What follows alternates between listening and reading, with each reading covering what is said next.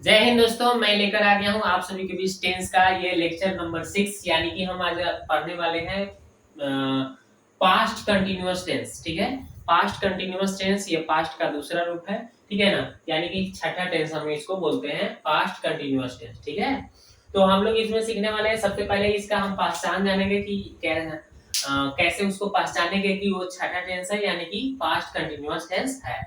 तो देखिए, वाक्य की क्रिया के अंत में रहा था, रही थी, रहे थे, ये अगर आप देखते हैं तो उसको आप समझ जाइएगा कि पास्ट कंटिन्यूअस टेंस का वाक्य है। ठीक है, ये हम पहचान सीख गए। अब देखते हैं इसको हम मतलब रूल क्या है, इसका बनाने का तरीका क्या है। तो देखिए, third person singular number, third person singular number में जैसे मान लीजिए ही, सी, इट एक नाम है ना, ये सब आते हैं तो आपको उसके साथ वॉज लगाना है और आई के साथ भी क्या लगाना है भाई, वॉज लगाना है।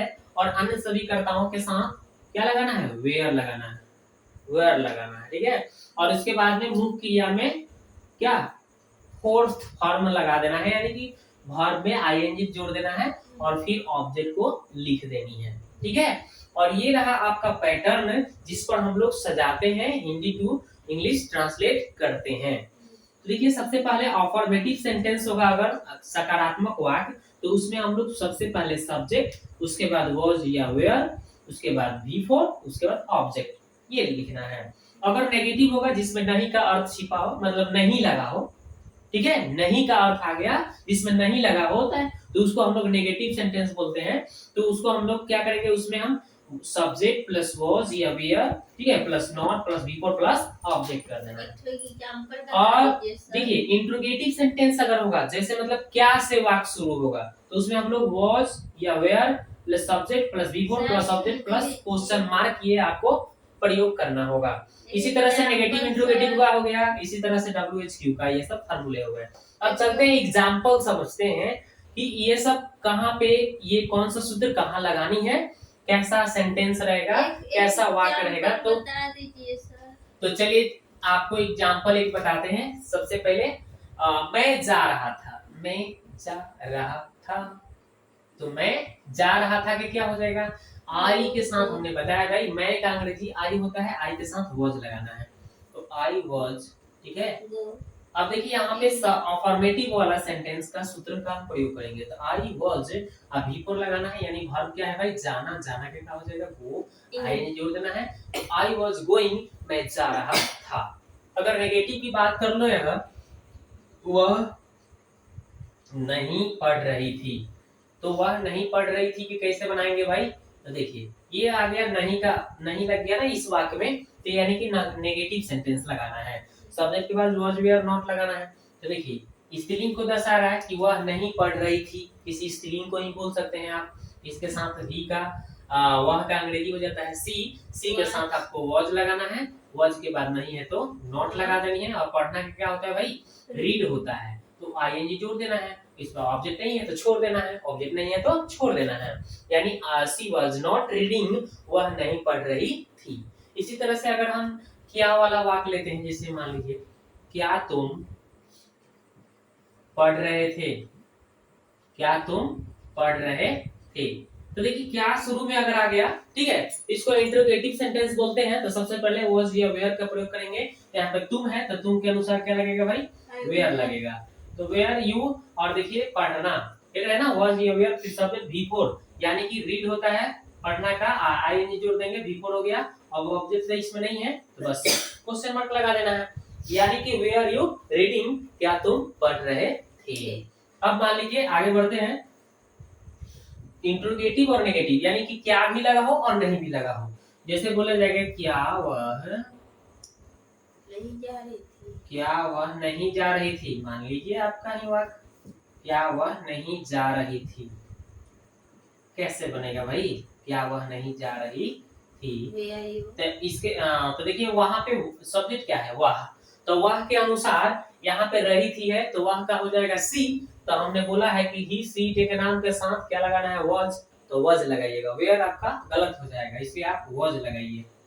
तो वॉज, वह का स्त्रीलिंग है तो सी, ठीक है। उसके बाद में देख रहे हैं ना, ये इंट्रोगेटिव नेगेटिव, मतलब जो क्या हो जिसमें और नहीं हो तो उसको इंट्रोगेटिव नेगेटिव सेंटेंस बोलते हैं। यही फार्मूला बच्चों की तरफ शिफ्ट करके बना देना है, ठीक है। तो वॉज ये वेयर, तो पहले हमने वॉज लगा दिया, फिर सब्जेक्ट, तो सब्जेक्ट वो आपका सी हो गया, फिर नहीं का नॉट लगा देना है भाई, तो नॉट लगा दो। फिर क्या लिखना है, बिफोर, तो वर्ब का चौथा रूप यानी कि वर्ब में आईएनजी, तो जाना का क्या होता है भाई, गो, तो आईएनजी जोड़ दो, तो गोइंग, आप क्वेश्चन मार्क लगा दीजिए आपका सर लास्ट वाला सवाल का।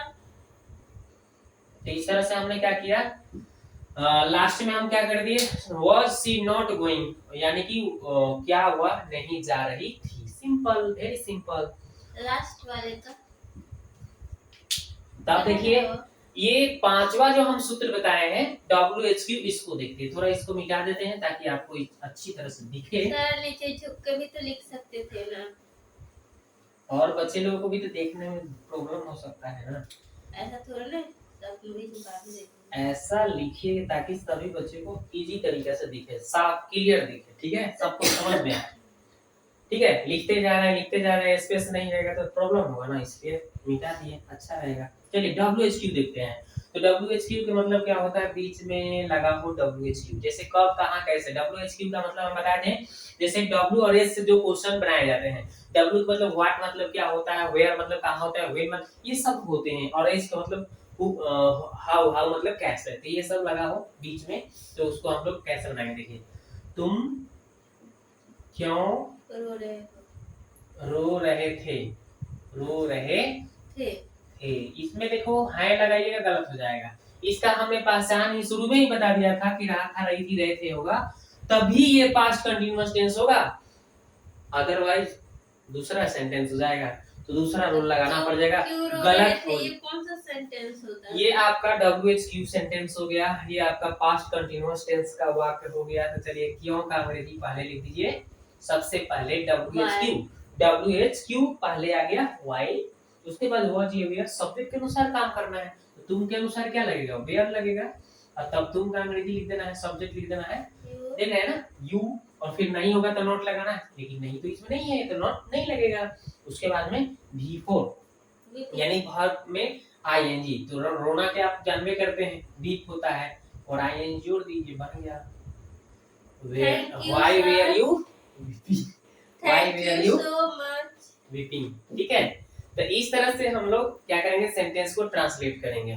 फर्स्ट बार मेरे भी दिमाग में घुसा कुछ, समझ पा रहे हैं इस तरह से आप लोग सीखेंगे तो अच्छी तरह से टेंस का नॉलेज हो जाएगा।